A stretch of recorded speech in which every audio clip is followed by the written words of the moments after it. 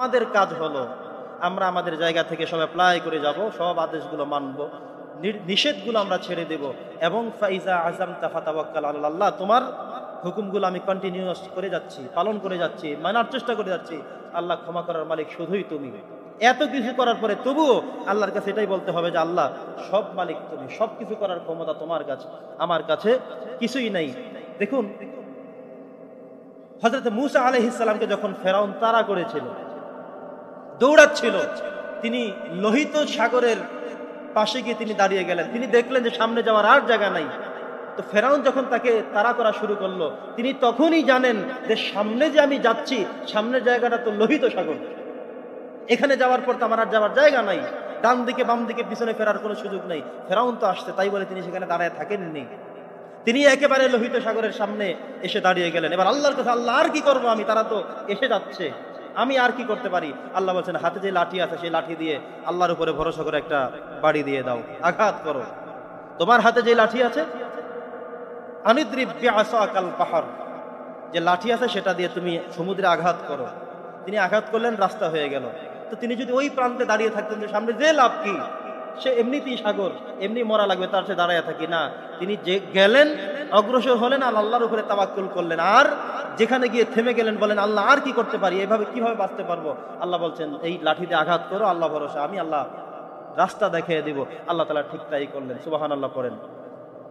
সম্মানিত সুধী, নবী করিম সাল্লাল্লাহু আলাইহি ওয়াসাল্লাম যখন হিজরত করলেন, মক্কা থেকে মদিনা হলো উত্তর দিকে, কিন্তু নবী করিম সাল্লাল্লাহু আলাইহি ওয়াসাল্লাম দক্ষিণ দিকে রওনা করে চলে গেলেন। কাফেররা কিছু সংখ্যক মানুষ তারা চিন্তা করলো যে কিরে, মক্কা থেকে তো মদিনায় যাবে, কিন্তু দক্ষিণে কেন? তারা পায়ের কিছু আলাপ তাদের পাওয়ার এবিলিটি থাকা সত্ত্বেও কিছু দূর অগ্রসর হয়েও তারা আর কোনো কুল করতে পারলো না। তো নবী যেটা করলেন কেন? তিনি তো দিনের বেলায় বের হতে পারতেন, কোনো কিছুই তিনি করতেন না, কোনো অবস্থান তিনি কায়েম না করে তিনি শুধু সিদ্ধান্ত একটাই যে আমি আল্লাহর রাসূল, আমার উপরে কারো পাওয়ার নাই, আমি 100% আল্লাহর উপরে ভরসা করলে সবার সামনে দিয়ে যাবো, পারলে কিছু করিও তোমরা আমাকে। সেটা না, বরং যত কৌশল অবলম্বন করা দরকার তিনি সমস্ত কৌশলই অবলম্বন করলেন। আলহামদুলিল্লাহ।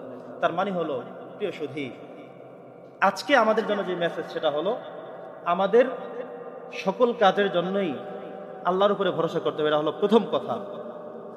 তার আগের কথা হলো আল্লাহর উপরে ভরসা করার আগে আমার দ্বারা যে কার্যক্রমগুলো পরিচালনা করা প্রয়োজন আমি সবগুলো অ্যাপ্লাই করব, আমি সবগুলো করব।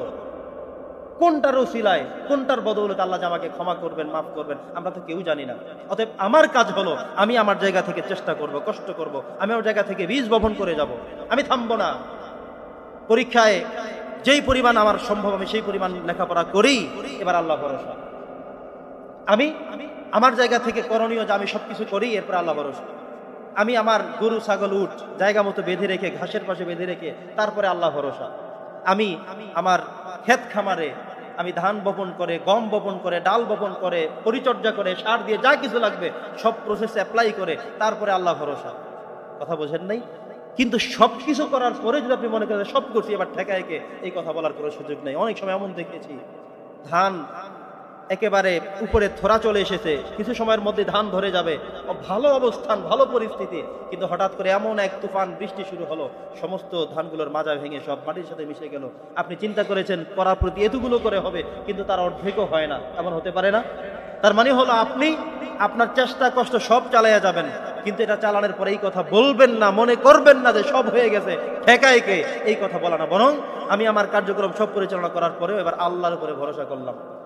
আপনি বিয়ে করবেন, একজন সম্ভ্রান্ত ফ্যামিলি, আপনার মতো করে খোঁজা সব শেষ করলেন, জানাশোনার জায়গা সব শেষ করলেন, জানতে যা লাগবে সব শেষ করলেন। এবার বিয়ের উপরে সর্বশেষ কথা হলো এবার আল্লাহ ভরসা। কথা বোঝেন নাই? একজন মেয়ে ছেলের কাছে বিয়ে দিবে, ছেলের বংশ, ছেলের বাবা, ছেলের মা, ছেলের কর্ম, ছেলের বন্ধুদের সাথে পরামর্শ, সবার সাথে পরামর্শ হয়ে গেল, আপনার জানতে আর কিছু বাকি নাই। এখন সর্বশেষ কি করবেন? আর আল্লাহ ভরসা লাগবে না? আর শেষমেশ এবার আল্লাহ ভরসা। আমার জানার জন্য যত কিছু প্রয়োজন ছিল আমি সব জানলাম, এবার আল্লাহর উপরে ভরসা করে দিয়ে দিলাম, যা আল্লাহ তাআলার যা ফয়সালা তা মেনে নিতে হবে। এরপরে ভালো হয়, তারপরে মন্দ হয়। অনেক সময় অনেক কিছু জানার শোনার পরেও মনে হয় যে ভালো হবে না, কিন্তু চিন্তা করার থেকে ভালো হয়ে যায়। আবার কখনো কখনো অনেক কিছু জানাশোনা করলাম, কিন্তু দেখা যায় যা চিন্তা করলাম তার থেকে বাহিরে অনেক সমস্যাও হয়ে গেছে।